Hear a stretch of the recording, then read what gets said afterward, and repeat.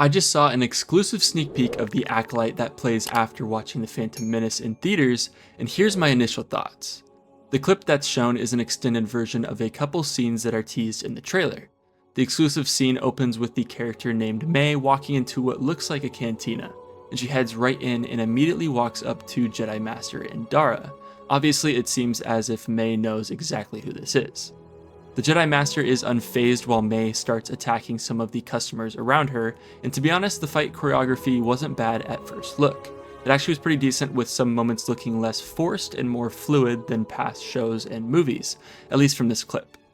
May looks to be well equipped as well when it comes to hand-to-hand combat and use of a knife. She also seems to be pretty strong as she kicks a huge stone table at a character with not much effort. Jedi Master Indara still looked unfazed though as she steps in to take on May, and the combat is interesting. I'm not quite sure how to feel about it totally yet, as we get to see some of the force foo that was promised by showrunner Leslie Headland. The fight that ensues from there is intriguing, and it's all hand-to-hand combat that eventually uses the force to make their way up to the second level. May pulls out a dagger and Master Indara ignites her green lightsaber, but the clip ends right there. So my initial thoughts on this as a whole is that it made me more hopeful for the show.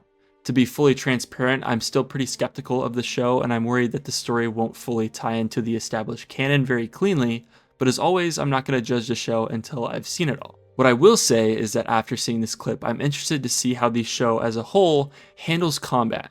It definitely has a Star Wars feel, but the martial arts influence is much heavier and very prominent, which will be different from what we've seen for the most part in all Star Wars projects. Now, after that exclusive scene, there's a few other clips from the trailer that are spliced in there, and so as far as the story goes, we don't really get much more information than what we already have. I will also say that I'm really looking forward to the sound design in the show, as it seems to have a very dark and heavy tone to it. I'm excited and nervous for the story of the Acolyte, but if done correctly, I think it has a lot of promise. I just think that window of it being done perfectly and satisfying the fan base is going to be very small. If you haven't seen the Phantom Menace in theaters, please go do so if you're a fan. It's a great experience, and you'll get to see the Acolyte exclusive sneak peek for yourself. With it being May 4th, I hope you have a fantastic weekend celebrating Star Wars. This wonderful franchise has brought so many of us together, and I feel so honored to have received so much support from you guys with my content. I'm looking forward to another great year ahead with all things Star Wars. Let me know down in the comments what your most anticipated Star Wars release is for this next year, as we are getting tons of new releases with LEGO, Hasbro's Black Series figures, new shows and video games as well as a bunch of other things. Have a great rest of your day, and may the Force be with you always.